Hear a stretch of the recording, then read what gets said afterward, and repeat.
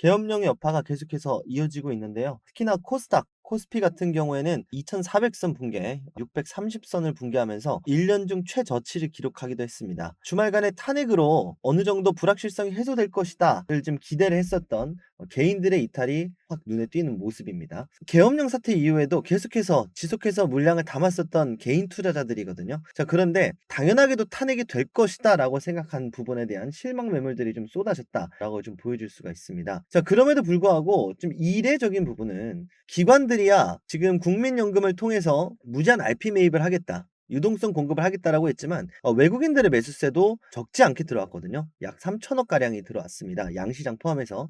자, 외국인들과 기관들이 계속해서 물량을 담고 있는 이유가 과연 시장이 반등할 것인가라고 생각하면 사실 그건 좀 큰 오산이거든요. 지금 당장 시장이 반등하기 때문에 외국인 기관이 들어온다? 이건 아닙니다. 다만 지금 주식시장이 또 선반영되는 시장이다 보니 탄핵이 되지 않았고 앞으로 대한민국이 이겨낼 수 있을 것이다, 대한민국의 디스카운트 요소가 어느 정도 많이 반영이 됐으니까 이제부터는 천천히 좀 물량을 저점 매수로 잡아가는 모습이다라고 볼 수도 있겠는데, 이 부분 대해서 오늘 영상을 좀 말씀을 드려보려고 합니다. 앞으로 좀 어떻게 좀 흐름이 지속되게 될지 전 크게 두 가지 정도를 좀 보고 있거든요. 연말까지는 좀 힘든 흐름이 나올 수도 있겠지만 외국인들과 기관들도 여전히 우리나라 시장을 포기하고 이탈했다라고 보기에는 아직까지는 무리가 있습니다. 그래서 우리나라 시장이 살아날 수 있는 그 요소들, 굉장히 중요한 일정들이 이번 주 다음 주에 남아 있습니다. 그래서 대한민국 경제, 증권 시장 살아나기 위해서 어떤 부분들을, 그리고 외국인들 기관들은 어떤 부분들을 보고 지금 접근을 하고 있는지 여러분들한테 영상으로 준비했습니다. 구독, 좋아요 부탁드리고요. 영상 시작하도록 하겠습니다. 자, 그럼 오늘의 시장 상황 좀 마저 좀 보도록 할 텐데, 최근 들어서 이 신용 매수들이 계속해서 상환이 엄청나게 많이 되고 있습니다. 이 잔고율을 가지고 온 건데요. 코스피도 마찬가지고 코스닥도 마찬가지고요. 계속해서 상환하는 모습을 좀 보여주고 있습니다. 잔고가 계속해서 감소하고 있다라고 보는 게 맞겠죠. 자, 그런데 지금 상황에서 이 잔고가 감소하는 게 실제로 신용 매수를 상환하는 걸 수도 있겠고, 아니면 반대 매매가 터진 걸 수도 있습니다. 그렇다면 반대 매매가 터졌다는 건 누가 만든 것이냐? 뭐 계엄령도 계엄령이겠지만 계엄령 때문에 이탈한 외국인이 만든 반대 매매입니다. 그럼 이 반대 매매가 결국 주식 시장에 폭락을 유발을 시켰고, 거기에 추가적으로 이제는 개인 투자자도 탄핵 안 되나 보다, 물량을 던지니까 진작에 던지고 있었던 개인 투자자들이, 그나마 버텼던 개인 투자자들을 물량으로 어찌저찌 연명하고 있었는데 이 개인 투자자들 마저 등을 돌려버리니까 폭락이 이어진 거죠. 자, 그러니까 여기서 일단 지금 아무리 디스카운트적인 요소를 넣는다 하더라도 대부분의 대한민국 주식시장에서 이 가격이 말이 돼? 우리가 입장 바꿔서 당장 몇 개월 전만 해도요, 2차 전지 이 가격 오면 무조건 매수한다, 삼성전자 8만 원, 9만 원일 때 삼한전자 가면 무조건 매수한다 라고들 했었죠. 근데 여기서 실제로 지켜진 사람이 있습니까? 없죠. 그만큼 고점일 때 저점은 낮아 보이지만 실제로 내려와 보면 다 이유가 있어서 내려온 거잖아요. 이런 공포감 때문에 매도하는 물량들을 외국인들 기관들은 좀 담고 있다라는 거. 이런 의견들도 봤습니다. 이거 외국인들과 기관들이 선물 때문에 그런 거 아니냐, 선물 옵션 때문에 그런 거 아니냐. 사실 근데 그러기에는요, 실제로 외국인들과 기관이 이 선물을 사놓은 이 옵션 때문에 들어왔다라고 한다면, 콜옵션, 풋옵션 요것 때문에 좀 들어왔다, 선물, 옵션 이것 때문에 주가를 방어하기 위해 매수를 했다라고 하기에는 매도폭이 너무나도 큽니다. 하락폭이 너무나도 큽니다. 이게 무슨 얘기냐면, 개인들이 던지는 물량을, 예를 들어서 10,000원에 던진 물량을 그대로 10,000원에 받아줬으면 사실 지수가 빠지지 않았을 거예요. 그쵸? 자, 근데 개인 투자자가 10,000원에 팔고 9,000원에 팔고 8,000원에 팔 때까지 기다렸다가 이 아래에서 저렴하게 싹쓸이 했다라는 거거든요. 저렴한 가격에 가져갔다는 건 결국 지수 하락을 유발을 시킵니다.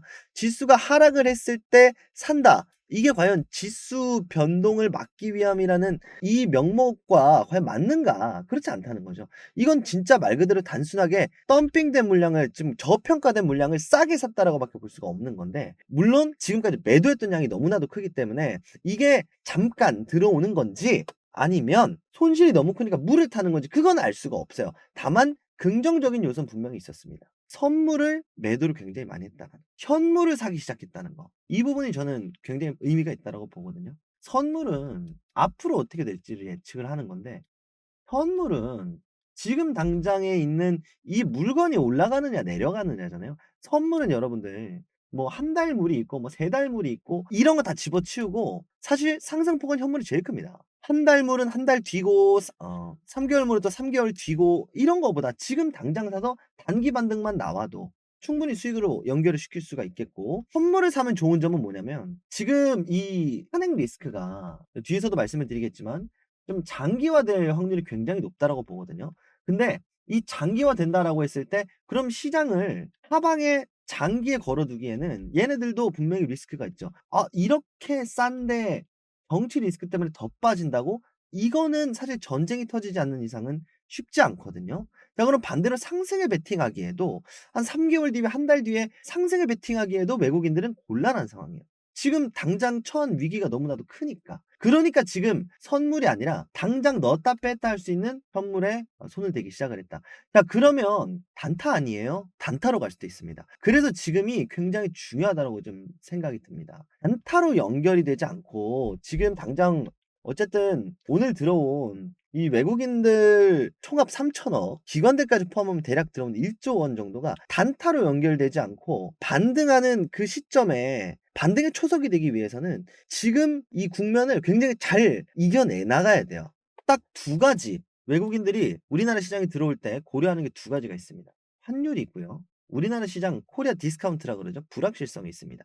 이 두 가지만 해소가 되면 외국인들은 단타에서 끝나는 게 아니라 장기 투자가 되는 저점 매수가 될 수도 있습니다. 자, 두 가지에 대해서 간략하게 오늘 좀 영상을 준비를 한 이게 메인 내용인데요. 환율은 사실 12월 내로는 대략적으로 전 잡힐 거라고 봅니다. 다만 요 탄핵 불확실성은 조금 더 지켜봐야겠지만, 자 그럼 환율 관련된 부분들만 먼저 좀 말씀을 드리려고 하는데, 자 1 차적으로 지금 환율이 1,430 원을 뚫어냈습니다. 자 환율이 기본적으로 왜 발생을 하죠? 저금리 시장과 고금리 시장의 환차익으로 발생을 합니다. 자 저금리 시장 상대적으로 우리나라였죠. 고금리 시장 미국이었죠. 자 그러면 단순하게 연이자 3% 주는 나라와 4.5%를 주는 나라, 어디 은행에다 넣으시겠습니까? 4.5%에다 넣죠. 그럼 1.5% 수입이 거저 생기는 거니까. 거기에 플러스 성장성이라든지 이런 프리미엄 요소가 붙습니다.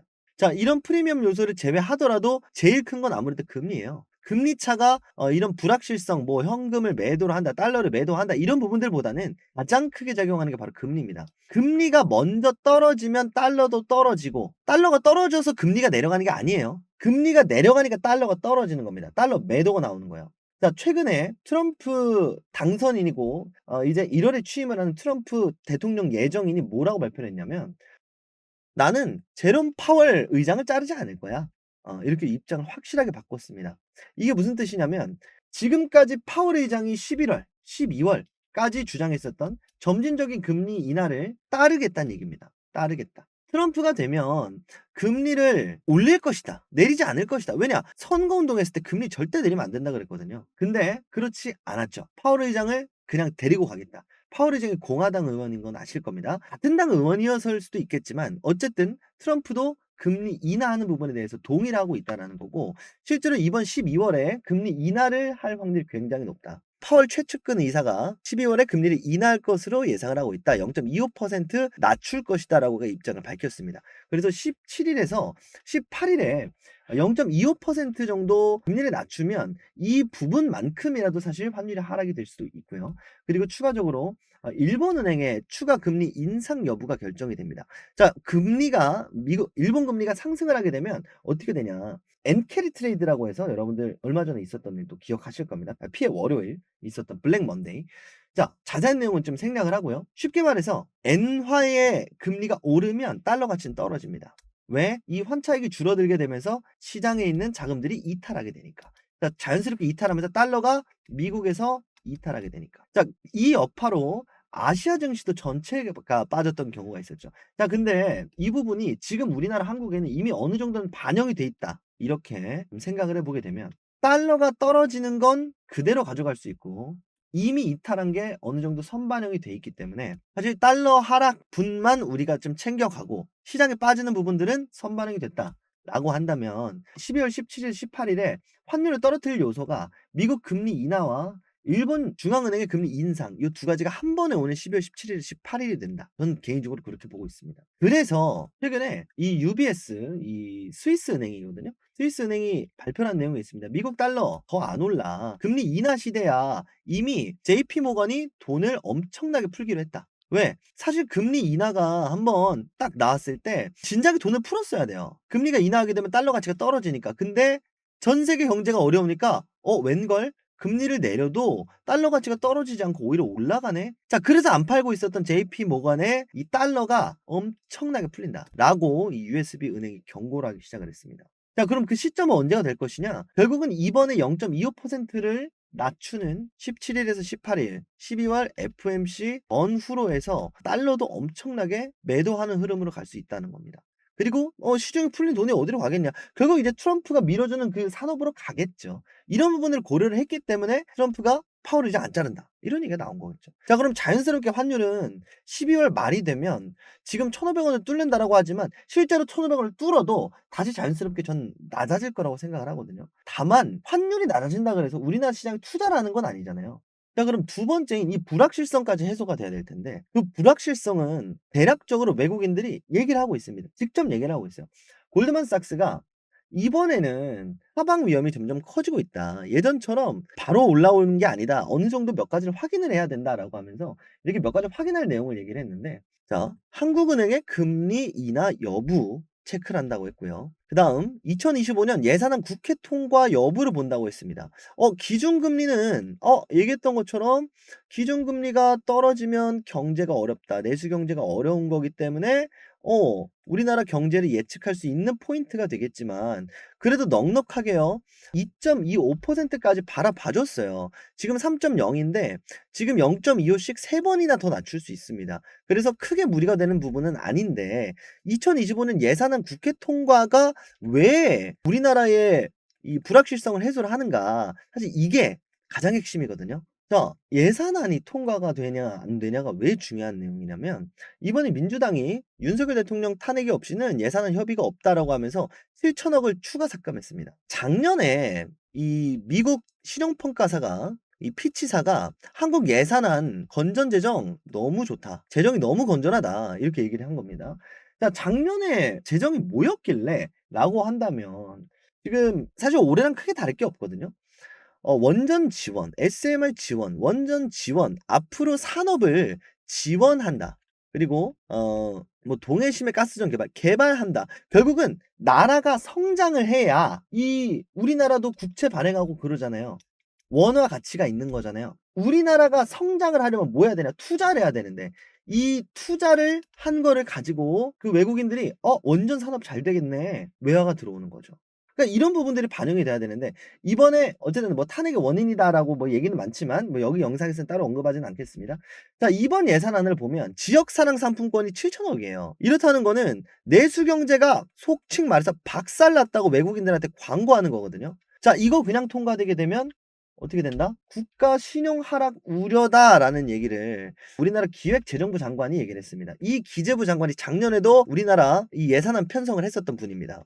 "이거 국가 신용 하락 무조건입니다." 이렇게 얘기를 했단 말이에요. 자, 문제는 이게 통과가 돼도 문제고 안 돼도 문제인 게 통과가 돼도 신용등급 하락할 수가 있고요. 통과가 안 되면 안 되는 대로 하락을 하게 되고요. 이 부분 개선이 돼야 되지 않나 이렇게 싶습니다. 다만 통과가 안 되는 것보다는 당연히 돼야 되겠습니다만 이 부분 좀 탄핵 시국 때문에 힘든 시국인데 가뜩이나 장도 안 좋고 지금 가뜩이나 대한민국 지금 신용 등급도 안 좋은데 이런 부분들은 좀 민주당이 지금 어쨌든 정권을 쥐락펴락하고 있는 상황이면 이런 부분 좀 빨리 좀 해소를 해 줬으면 좋겠습니다. 자, 이번 정기국회 마지막 날 12월 10 일에 열리거든요. 여기서 좀 예산안을 어떻게 할지 예산안 굉장히 중요합니다. 예산안이 통과가 돼야 외국에서 '아 우리나라가 뭘 하겠다.' 뭘 보고 들어올 거 아니에요. 아니 원전 산업이 예산안이 이렇게 많아? 그래야 외국인이 투자를 하죠, 우리나라 기업에. 물론 원전만 있는 게 아니라 주요 산업입니다. 더 있어요. 그러니까 요런 부분들이 반영이 돼야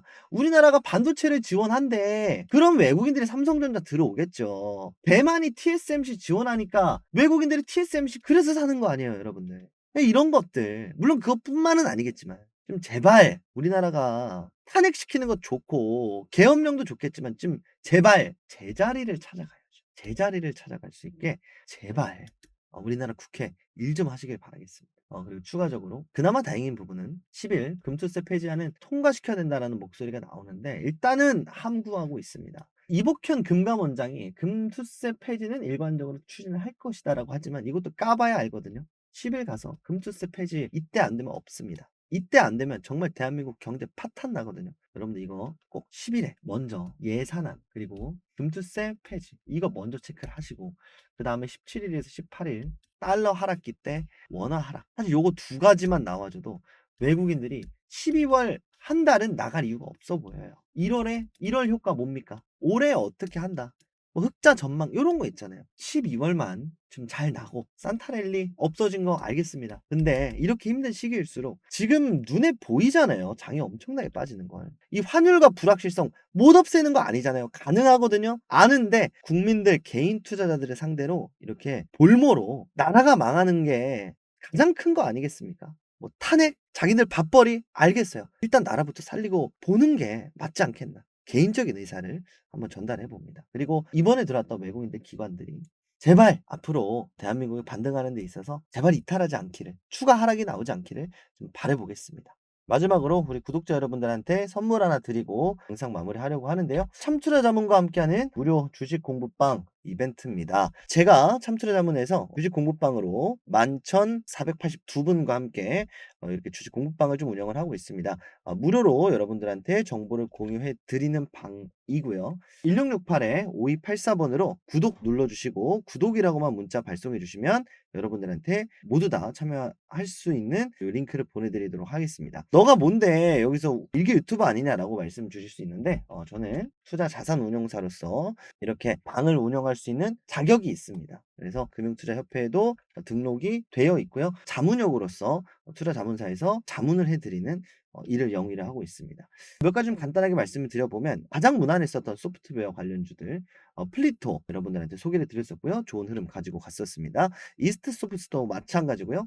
지금도 좋은 흐름 보여주고 있는데 차기 소프트웨어 대장주로서 챗 GPT를 결합한 소프트웨어입니다. 이렇게 여러분들한테 공유를 드렸었죠. 여전히 좋은 모습 보여주고 있습니다.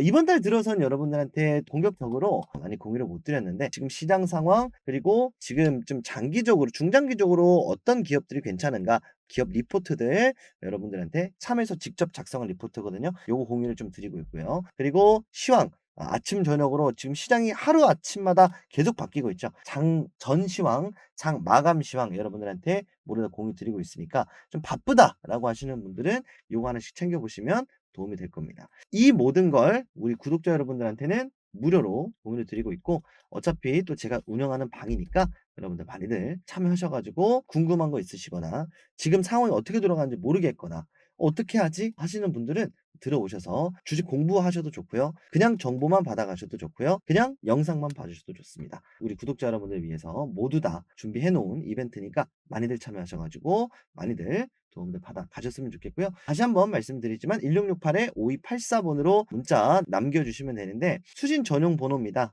그러다 보니까 여러분들 전화가 오면 수신만 가능한 번호이기 때문에 전화번호를 여러분들 개인정보 유출 이런 부분들을 좀 방지를 하기 위해서 전부 다 전산으로 이렇게 입력을 해 놓는 번호를 사용하다 보니까 1668-5284번을 사용하고 있다는 점, 내선 전화 사용하고 있다는 점 다시 한번 좀 말씀을 드리도록 하겠습니다. 무료로 진행하고 있으니까 우리 구독자 여러분들도 구독자 아니신 분들도 구독 눌러주시고 구독이라고 문자 많이들 참여해 주시면 감사하겠습니다. 자, 이렇게 준비한 선물 많이들 받아가시고요. 앞으로의 대한민국 경제 성장 저도 함께 응원하고 긍정적인 소식으로 여러분을 찾아뵐 수 있도록 저도 간절히 바라보도록 하겠습니다.